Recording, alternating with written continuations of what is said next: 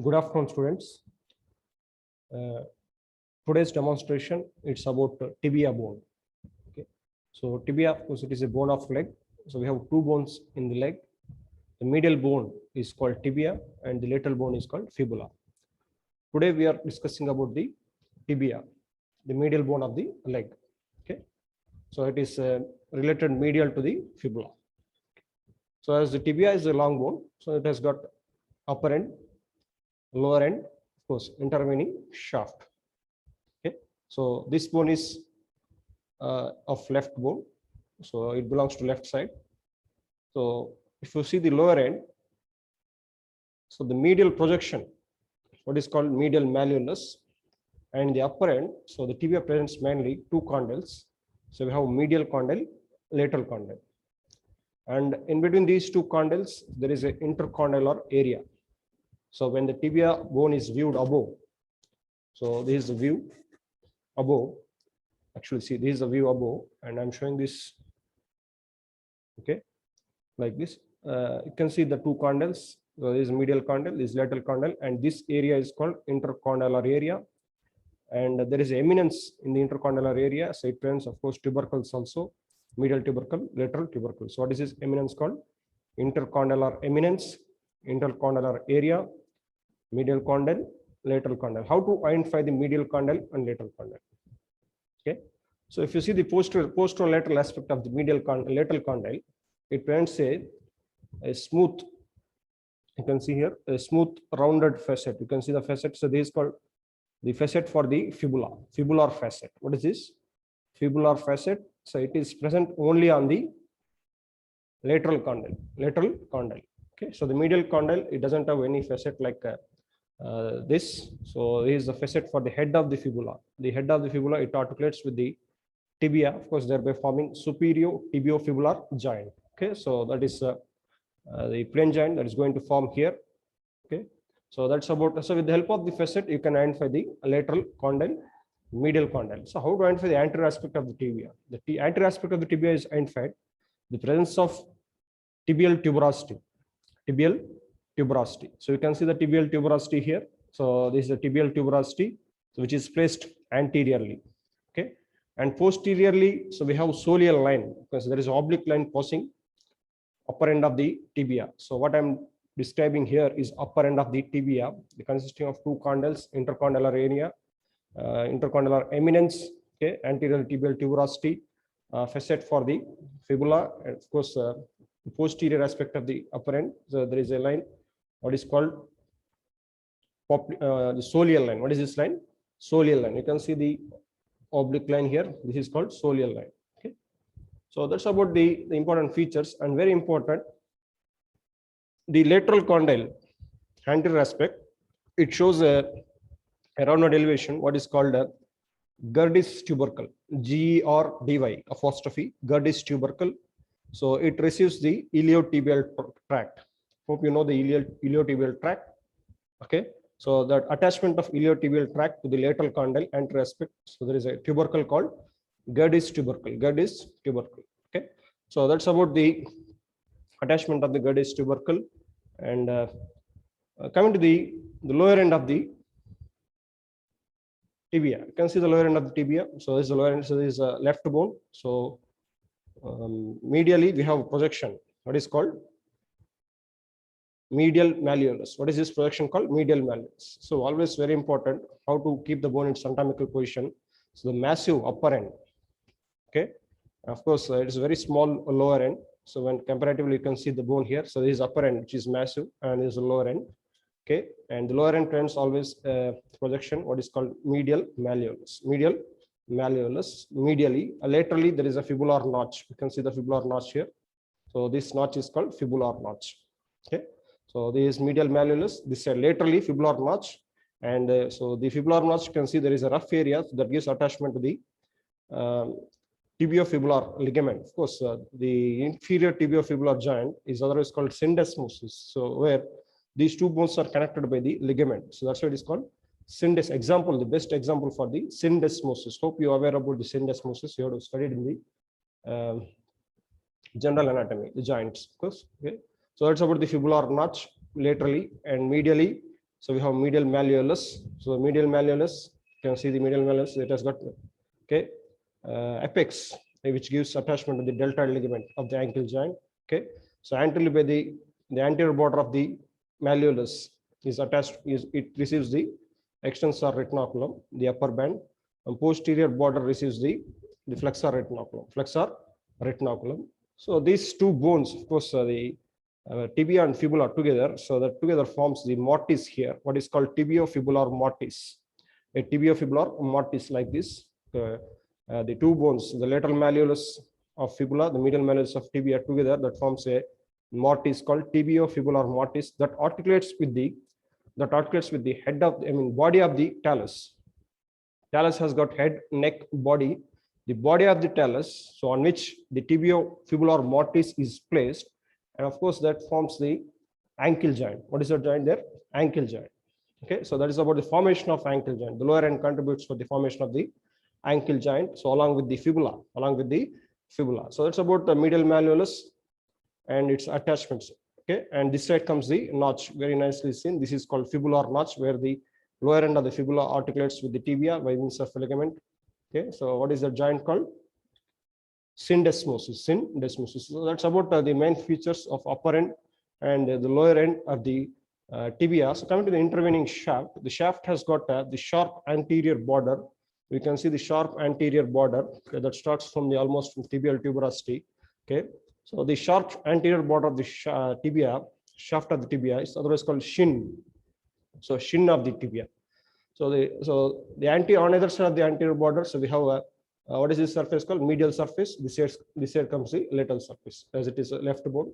So this is medial surface, this is lateral surface, and posterior surface. So the tibia, the shaft of the tibia is triangular. If you cut the tibia transversely, it is triangular in shape, presents anterior border. Of course, we have medial border, lateral border, medial border, lateral border. So this side medial border, the medial border that starts from the medial condyle. Okay, and it goes posterior to the, it reaches the medial border, it reaches the posterior borders of the medial malleolus. So if you take the lateral border, it starts just below the facet for the fibula, head of the fibula. So it goes anterior to the what is this? Medial malleolus. So that's about the anterior border, medial border, lateral border. Of course, we have in between the anterior border and the medial borders, we have medial surface. So in between the anterior border and the lateral borders, we have lateral surface. In between the medial border, lateral border, posterior surface. You can see here, this is a posterior surface. As we already discussed, the posterior surface. Okay, so here comes the soleal line. Okay, soleal line. So below the soleal line, so there is a vertical ridge. Okay, so the posterior border, upper 1/3, we have a soleal line. Of course, the lower 2/3 of the posterior surface, there is a vertical ridge that divides the posterior surface into medial surface and lateral surface again. Okay, so over the posterior surface. So that's about the shaft of the tibia, upper end of the tibia, and lower end of the tibia. So coming to the very important attachments here. So we have the soleal line. So the soleal line, above the soleal line, we have popliteus muscle. The soleal line, so we have the fascia of the popliteus, and very important muscle, which is always called peripheral heart, what is called soleus, is attached to the soleal line. So below the soleal line, so as I told, there is a vertical ridge. So medial to the vertical ridge, so we have a flexor digitorum longus. Okay, lateral to the vertical ridge, we have the tibialis posterior. Okay, so that's about the main attachments, and the tibial tuberosity. So that it receives the very important ligament, what is called the ligamentum patellae. So from the apex of the sesamoid bone to the tibial tuberosity, the quadriceps femoris muscles are inserted into the sesamoid bone. So from the apex of the sesamoid bone, we have a ligament, what is called ligamentum patellae. Okay, ligamentum patellae, and so that's about the important attachments, muscles attached to the tibia. So go through the textbook and read in detail about the muscular attachments. So with the help of the atlas, we'll try to discuss the intercondylar area. So it's very important area. Okay, where very important structures attached there. Okay.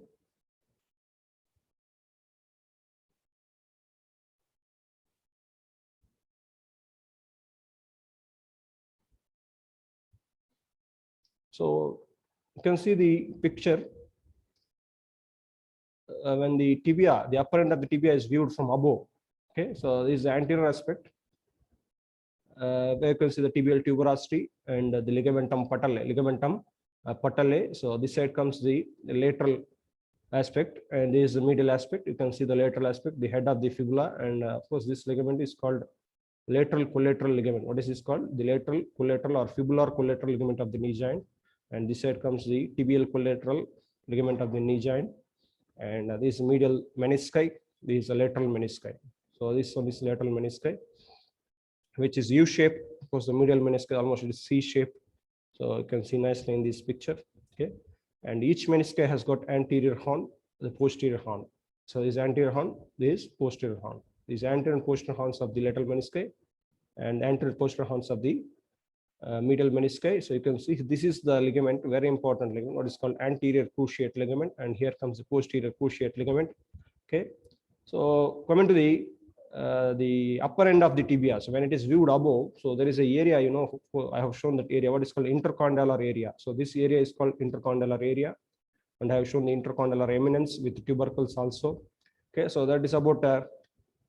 So what are the structures from anterior to posterior? What are the structures that lies, okay, in the intercondylar area? Attachments mainly from anterior to posterior. So we have the anterior horn of the medial meniscus. Okay, so the first structure is anterior horn of the medial meniscus, and the next one is anterior cruciate ligament, and then comes the anterior horn of the lateral meniscus, followed by the posterior horn of the lateral meniscus. Okay, anterior horn, posterior horn of the lateral meniscus. Okay, the posterior horn of the lateral meniscus followed by the the posterior horn of the medial meniscus, then comes the posterior cruciate ligament. Is it clear? So these structures, you go through the textbook and read you see the diagram, the attachments in the intercondylar area from anterior to posterior. Of course, to remember these structures, there is a mnemonic also. From anterior to posterior, we have Medical College, Lucknow Medical College. So like that, you can remember the structures attached in between the two condyles. When it is viewed above, the intercondylar area gives attachment to these structures from anterior to posterior. So we have Medical College Lucknow. That means MCL. M, it stands for the anterior horn of medial meniscus. Okay, C stands for the anterior cruciate ligament, and then comes Medical College. L, lateral meniscus, anterior horn. Okay, again L, that is posterior horn of lateral meniscus. Okay, then comes medial meniscus, posterior horn, then comes C, cruciate ligament. Okay, so that's about Medical College Lucknow Medical College. Okay, hope is it clear for you? So that's about the attachments in the intercondylar area from anterior to posterior. So with the help of this picture, so you can easily demonstrate the structures attached to the intercondylar area. Okay, so you can see here. So once again, so with the help of this picture, we will try to see in the upper end, lower end. So this anterior aspect, this is the posterior aspect of the tibia. You can see the tibial tuberosity here, and here comes the lateral condyle. This is medial condyle. Okay, so this area, this elevation, what is called Gerdy's tubercle, so that gives attachment to the iliotibial tract. See, this medial surface, the medial surface of the shaft of the tibia, upper end of the shaft of the tibia is very important here. So three muscles, the gyrope muscles attached here. So we have sartorius, semitendinosus, and gracilis. These three muscles that comes, they have got insertion here. So they are inserting at this area. Okay, and at that insertion, all these muscles, their tendons, they are covered by the anserins bursa. What is that bursa called? Anserins bursa. Of course, you know these three muscles together called gyrope muscles. What are these muscles? Gyrope muscles. So that is about the gyrope muscles attachment to the medial surface upper end of the tibia. So that is a very important attachment. And the gud is tubercle. It is that iliotibial tract. Iliotibial tract. Here, very nicely in the posterior surface, what is this line called soleal line? See the soleal line? So above the soleal line, so there comes a triangular muscle. What is triangular shaped muscle? What is called popliteus. What is that muscle? Very important muscle. It's unlocking muscle of the knee joint. What is called popliteus. And so the soleal line, the line itself, it gives a attachment to the soleus muscle, very important muscle, peripheral heart of the peripheral. It is always called peripheral heart in the leg region, like back of the leg. Okay. Below the soleal line, suppose we have the vertical ridge again. So the medial to the vertical ridge, flexor distorum. Okay. Along this, lateral to that is tibialis posterior. So that's about the shaft. And here comes the lower end. You can see the lower end. What is called tibiofibular mortis. What is this called? Tibiofibular mortis. Medial malleolus found by the tibia, lateral malleolus found by the fibula. Okay, so together forms the inferior tibiofibular joint. Of course, that joins these two ends, the lower ends of the tibia and fibula. So thereby forming tibiofibular mortis. It is placed on the body of the talus. So thereby it forms the ankle joint. This is a joint, ankle joint. Okay, and so the fractures, the tibial fractures are prone at the junction between the upper 2/3 and the lower 1/3 of the shaft. So exactly this area, the tibia is prone for the fractures. Okay, so that's about tibial fractures.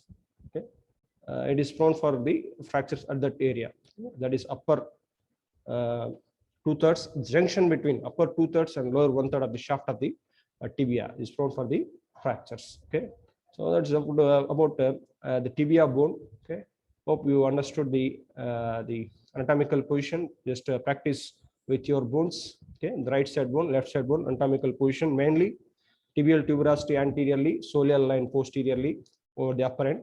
Okay, so the upper end is massive. How to identify the upper end, lower end? Upper end is massive, of course, larger when compared to the lower end. Okay, so presenting the two condyles, medial condyle, lateral condyle. Okay, so you can see here the anterior surface of the two anterior surface of the condyles, lateral condyle, medial condyle. So that forms the a triangular area, the apex of the triangular, so there comes the tibial tuberosity.